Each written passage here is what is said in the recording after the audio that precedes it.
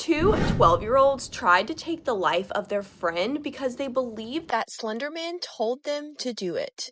Welcome back to Crime and Cosmetics. My name is Hannah. We're a little girly, we're a little weird. So if you like that kind of content, you'll like it here. Hit that follow and let's get into today's case. In a small town in Wisconsin, it's 2014. It's the kind of place where streets are quiet, street lights hum softly, and neighbors wave from manicured lawns. It's safe, or at least that's what everyone assumes. Kids ride their bikes after school and dogs bark at mail carriers, and yet, even here, ordinary life can hide something extraordinary or dangerous. So we have Anissa Weirer and Morgan Geyser. They're both 12 years old. They're both best friends. They're bright. They're curious and deeply fascinated by the strange corners of the internet. Among these stories, one figure captured their imagination: Slenderman. Slenderman is faceless, impossibly tall, looming in the shadows, a character born online, meant to thrill, to spook, to stay safely in fiction where he belongs. For most kids, Slenderman was just a story, but for Anissa and Morgan,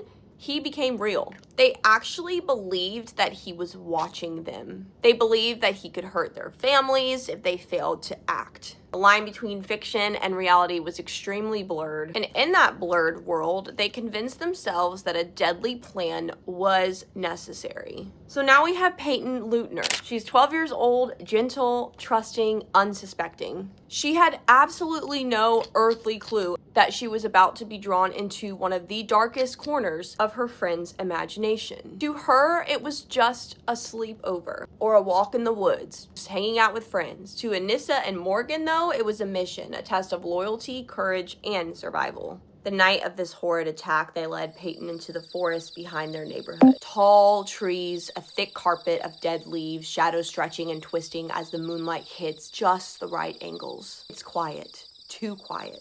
Every snap of a branch sounds like thunder, the perfect stage for their horrific delusion. And then it happened. Peyton was attacked 19 times. The girls left her for dead, walking away as if it were just another evening. Only the forest as their witness. A passerby would eventually discover her, badly injured, bleeding, but alive. She was rushed to the hospital, her life literally hanging by a thread. Authorities would quickly uncover the truth. Digital footprints revealed the obsession with Slenderman, and notes and chats made it clear that the girls were not acting out of anger or malice, at least not in a normal sense, but out of a shared, distorted belief that violence could prevent some imagined horror that they had just made up in their minds. The quiet streets of this small town had hidden something chilling. Two 12-year-olds capable of almost unthinkable acts, driven not by hate, but by fear of a fictional character. The trial itself was very intense. Anissa and Morgan were both found legally insane at the time of the attack and were committed to mental health facilities instead of prison. So Morgan received 40 years at a secure treatment facility and Anissa 25 years. Public fascination obviously swirled around this case. The young ages, the internet connection, and the way that imagination and reality collided in a way that left an entire community shaken. Fast forward to today, this case is still making headlines because it hasn't fully settled in the public imagination. In 2025, this year, Anissa, the girl who stabbed Peyton, escaped briefly from her mental health facility, very briefly